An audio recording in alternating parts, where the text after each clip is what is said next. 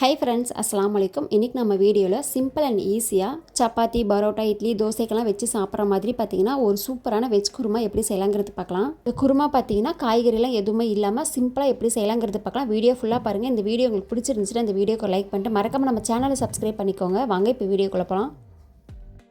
இந்த குருமா செய்ய பார்த்தீங்கன்னா ஃபஸ்ட்டு மிக்ஸி ஜார் ஒன்று எடுத்துக்கலாம். அதில் பார்த்தீங்கன்னா ஒரு 1/4 டீஸ்பூன் ஜீரகம் சேர்த்துக்கலாம். ஜீரகம் கூட ஒரு டேபிள் ஸ்பூன் போல் பொட்டுக்கடலை சேர்த்துக்கலாம். இது கூட பார்த்தீங்கன்னா கொஞ்சமாக சோம்பு சேர்த்துக்கலாம். சோம்பு கூடவே நீங்கள் வெள்ளை எள்ளு வச்சுருந்தீங்கன்னா 1 டேபிள் ஸ்பூன் போல் சேர்த்துக்கலாம். அப்படி எள்ளு இல்லைன்னா 4-5 பருப்பு பார்த்தீங்கன்னா முந்திரி சேர்த்துக்கலாம். நான் வந்துட்டு இதில் எள்ளு சேர்த்துருக்கிறேன். எள்ளு சேர்த்துட்டு பார்த்தீங்கன்னா கொஞ்சமாக தண்ணி ஊற்றி இது கொஞ்சம் கொரகொரப்பாக அரைச்சிட்டு வந்துடலாம். பாருங்கள் இந்த மாதிரி. இது கூட பார்த்தீங்கன்னா ஒரு 1/4 கப் போல் தேங்காய் சேர்த்துக்கலாம்.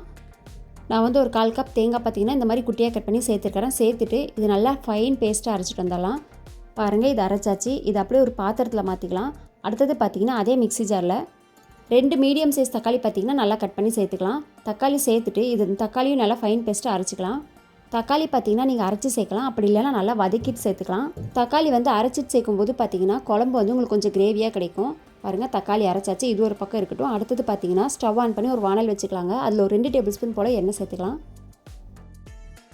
எண்ணெய் நல்லா சூடாகட்டும். எண்ணெய் சூடானதுமே பார்த்திங்கன்னா இதில் கொஞ்சமாக வாசனைக்காக 2 பட்டை, ஏலக்காய், லவங்கம், கொஞ்சமாக கடல் பாசி எடுத்துக்கலாம். ஒரு பிரியாணி இலை எடுத்துக்கலாம். இது அப்படியே நம்ம எண்ணெயில் சேர்த்துடலாம்.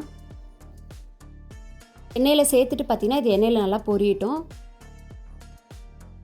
பெரிய சைஸ் வெங்காயம் ஒன்று பார்த்திங்கன்னா நல்லா நீல வாக்கில் கட் பண்ணி வச்சுருக்காங்க. அது இதில் சேர்த்துடலாம்.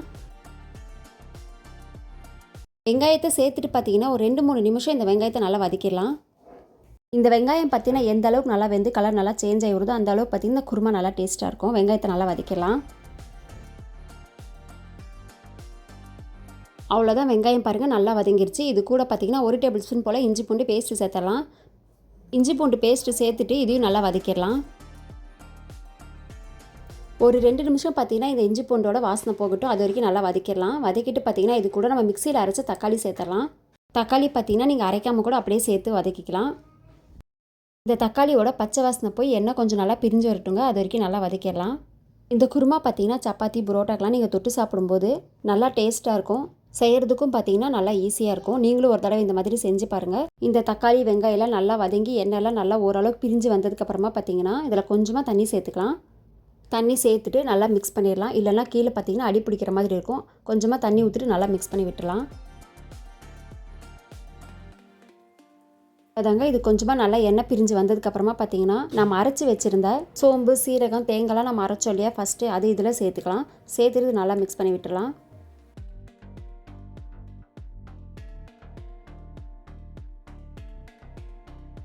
நல்லா மிக்ஸ் பண்ணிவிட்டு பார்த்திங்கன்னா இது கூட இப்போ நான் மசாலா சேர்த்துடலாம். கொஞ்சமாக மல்லித்தூள் சேர்த்துடலாம். காரத்துக்காக ஒரு 1/2 டேபிள் ஸ்பூன் போல் மிளகாய் தூள் சேர்த்துடலாம். கொஞ்சமாக கரம் மசாலா சேர்த்துடலாம். அவ்வளோதாங்க. சேர்த்துட்டு இது எல்லாத்தையும் நல்லா மிக்ஸ் பண்ணிடலாம். மசாலாலாம் நம்ம அதிகமாக எதுவுமே சேர்க்கலை. நல்லா மிக்ஸ் பண்ணிவிட்டு பார்த்திங்கன்னா இதில் கொஞ்சமாக நம்ம தண்ணி சேர்த்துக்கலாம். நான் வந்து மிக்ஸி ஜார் அலசி சேர்த்துருக்குறேன். தண்ணி சேர்த்துட்டு பார்த்திங்கன்னா நல்லா கலந்து விட்டுலாம். இந்த குருமா வந்து கொஞ்சம் தண்ணியாக வேணும்னு நினச்சிங்கன்னா இன்னும் கொஞ்சம் தண்ணி சேர்த்துக்கலாம்.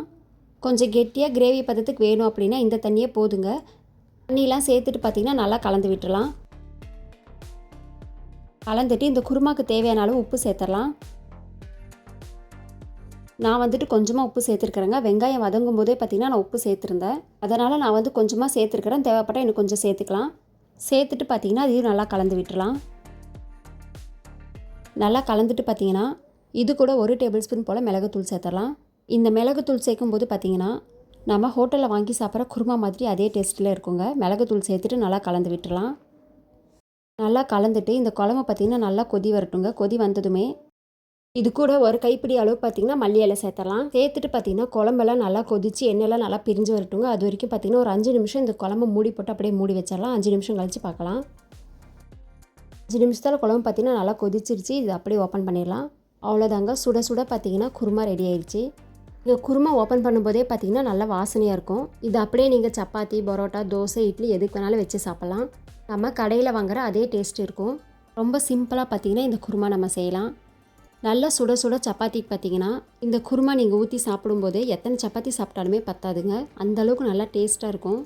பார்க்கும்போதே பார்த்தீங்கன்னா நல்லா கலர்ஃபுல்லாக நல்லா வாசனையாக இருக்கும். ரொம்ப தண்ணியாகவும் இல்லாமல் ரொம்ப கெட்டியாகவும் இல்லாமல் கரெக்டான அளவில் தண்ணி ஊற்றி சப்பாத்திக்கு தொட்டு சாப்பிடும்போது பார்த்தீங்கன்னா நல்லாயிருக்கும். இந்த ஈஸியான குருமா பார்த்தீங்கன்னா நீங்களும் உங்கள் வீட்டில் செஞ்சு பாருங்கள். இந்த சிம்பிளான ரெசிபி வீடியோ உங்களுக்கு பிடிச்சிருந்துச்சுன்னா இந்த வீடியோக்கு லைக் பண்ணிடுங்க. லைக் பண்ணிட்டு வீடியோ கீழே தெரியுற ரெட் கலர் சிம்பிள் சப்ஸ்கிரைப் பட்டனை மறக்காமல் கிளிக் பண்ணிடுங்க. கிளிக் பண்ணிவிட்டு அப்படியே பக்கத்தில் ஒரு பெல் சிம்பிளையும் கிளிக் பண்ணிடுங்க. அப்போ தான் நான் போகிற டெய்லி வீடியோஸ் எல்லாம் உங்களுக்கு நோட்டிஃபிகேஷனாக வரும்.